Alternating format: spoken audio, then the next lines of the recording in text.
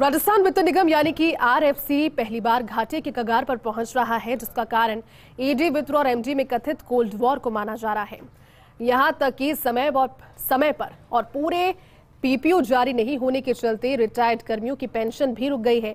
पहली बार एमडी पद पर आईआरएस को लगाना गलत प्रयोग माना जा रहा है। इसके चलते रिटायर्ड कर्मियों ने उद्योग मंत्री राज्यवर्धन सिंह राठौड़ को ज्ञापन भी दिया है।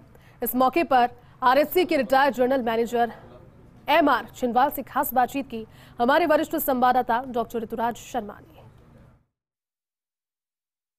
लाखों उद्यमियों की एक बड़ी होप मानी जाने वाली संस्था आरएफसी आज लॉस के कगार पर जा रही है। इस बारे में बात करेंगे हम एमआर छिंदवाल साहब से। ये काफ़ी समय से, लंबे समय से वित्त निगम से जुड़े रहे हैं, एक लंबा एक्सपीरियंस करते हैं और सारी जो वित्तीय स्थिति है उसका करीब से इनकी पारखी नज़र है। क्या कारण है कि ये आज ऐसी स्थिति बन रही है कि लॉस के तरफ बढ़ रहा है? देखिए, राजस्थान वित्त निगम करीब 70 साल से काम कर रहा है और देश के उन अग्रणी वित्त निगमों में हुआ करता था। दूसरे राज्य के वित्त निगम भी राजस्थान वित्त निगम से सीखते थे कि आप किस तरह उद्योगों को ऋण देते हो और किस तरह इतने आगे बढ़ते जा रहे हो। निरंतर हमारी करीब 48 तक सभी जिलों में और जिलों के अलावा भी ब्रांचें खोल दी गई और करीब 30 के लगभग रीजनल ऑफिस खोले और हजारों की संख्या में काम करते थे। जितने भी राजस्थान में औद्योगिक क्षेत्र हैं, कोई औद्योगिक क्षेत्र ऐसा नहीं है जहां राजस्थान वित्त निगम ने लोन नहीं दिया। लाखों लोगों को रोजगार दिलाया।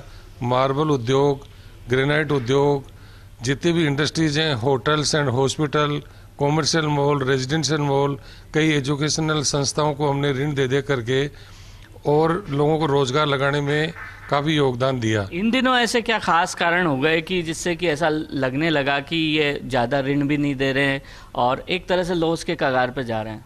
हाँ जी, इस वक्त अचानक से क्या है कि टॉप मैनेजमेंट में एक कोल्ड वार चल रही है। जो टॉप मैनेजमेंट में सरकार का शायद पहला एक ऐसा प्रयोग हुआ कि आईआरएस को लगा दिया गया, जो आईआरएस की न तो कोई राज्य सरकार में सुनता है और ना ही ये प्रयोग सफल हो पाया। यहाँ के जो लेखा सेवा के अधिकारी श्री रामोतार शर्मा, उनकी नेगेटिव मेंटेलिटी और नेगेटिव कार्यशैली की वजह से कोई भी ऋण स्वीकृतियाँ नहीं हो पाई, न ऋण वितरण हो पाए, नाम मात्र के हो पाए और वसूली के जो अपनाव आ रही है वो वसूली आ रही है। वन टाइम सेटलमेंट के जो प्रपोजल हैं उनको रिजेक्ट करवा दिया गया। इस वजह से क्या हुआ कि जो 400-500 करोड़ रुपए वर्ष में हम लोग लोन सैंक्शन किया करते थे वो 50 करोड़ पर ही आके रुक गया, जबकि 10 महीने पूरे हो चुके हैं। अब 2 महीने में क्या कर सकते हैं? फिर भी हमारे स्टाफ में इतनी क्षमता है कि 2 महीने में रात दिन मेहनत करके इस वित्त निगम को जो लॉस की तरफ जा रहा है वापस प्रॉफिट की तरफ ला सकते हैं, बशर्ते कि टॉप मैनेजमेंट पे चेंज किया जाए और काबिल आईएएस अधिकारी को यहाँ पर पोस्टिंग की जाए। दूसरा कारण ये है कि पहले यहाँ पर सीएमडी की पोस्टिंग हुआ करती थी। यहाँ के रहे हुए सीएमडी राज्य सरकार में चीफ सेक्रेटरी तक पहुँचे हैं, जैसे टी श्रीनिवासन, कुशल सिंह जी, राजीव महर्षि जी, एस अहमद साहब।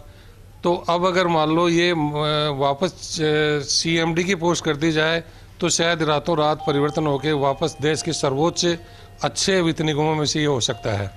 नई सरकार से आपकी क्या मांग है और नई सरकार किस तरह से इस अहम संस्थान को अपग्रेड कर सकती है और उन्नति की तरफ बढ़ा सकती है वापस? नई सरकार में क्योंकि अभी नए चीफ सेक्रेटरी पंत साहब हैं, काफ़ी काबिल अफसर हैं, वो तुरंत यहाँ का रिव्यू करके जो कोल्ड वार है उसको बंद करने के लिए पहले अरोड़ा साहब ने बहुत प्रयास किया लेकिन वो बंद नहीं हो पाया। तो अब इनका परिवर्तन ही एक रास्ता है कि आईएएस अधिकारी को पोस्ट किया जाए। दूसरी बात मैं ये कहना चाहता हूँ कि न केवल राजस्थान वित्त निगम लॉस की तरफ जा रहा है, उसमें तो 200 परिवार लगभग हमारे तनख्वाह ले रहे हैं, उनकी तनख्वाह मुश्किल हो जाएगी अगर बंद लॉस की तरफ चला गया तो। लेकिन हमारे 500 के लगभग परिवार ऐसे हैं जो रिटायर्ड हैं, अपने हार्ड अर्न मनी जो बैंकों से एफडीओं को तोड़ा करके पैसे जमा करा दिए और 5 महीने से पेंशन के लिए भटक रहे हैं। उनके पीपीओ तैयार नहीं किए जा रहे हैं।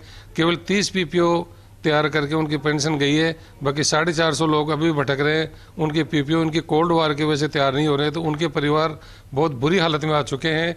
लोग मांगने वाले उनके घरों पर रोज आकर के और मांगने का तकाजा करते हैं, लेकिन पेंशन नहीं मिली तो वो कहाँ से उनको पैसे दे पाएंगे। राज्यवर्धन राठौड़ साहब से आप मिले, उद्योग मंत्री से, उन्होंने क्या आश्वासन दिया है आपको? राज्यवर्धन सिंह राठौड़ साहब ने पूरी बात को धैर्य से सुना और उन्होंने चिंता व्यक्त की कि इतना अच्छा ऑर्गेनाइजेशन जो काम कर रहा था उसको लॉस में तो नहीं जाने देंगे। रही सवाल आपके रिटायर्ड लोगों की, तो रिटायर्ड लोगों की बात का भी उन्होंने आश्वासन दिया है कि तुरंत इसका समाधान करके आपको पेंशन दिलाने की कोशिश करेंगे। तो ये पूरी स्थिति को उन्होंने बताया और वित्तीय संस्था जो अग्रणी संस्था रही है और देश की नामी संस्थाओं में शुमार रही है, उसको किस तरह से हैंडल किया जा सकता है, उसकी व्यवस्था को, और हैंडल करने के साथ साथ जो उसके कारण परिवार पल रहे हैं उनका किस तरह से भरण पोषण सुनिश्चित किया जाए, इन तमाम बातों को सुधार की ओर कदम बढ़ाते हुए कैसे किया जाए, इन तमाम बातों को रेखांकित किया गया है। अब उम्मीद यही है कि जो आला अधिकारी बैठे हैं वो उस पर संज्ञान लेकर और काम करेंगे, जिससे कि ये पूरी जो व्यवस्था है, पूरी अर्थव्यवस्था पटरी पर आ सके। कैमरा पर्सन घनश्याम के साथ Rituraj Sharma, First India News, Jaipur.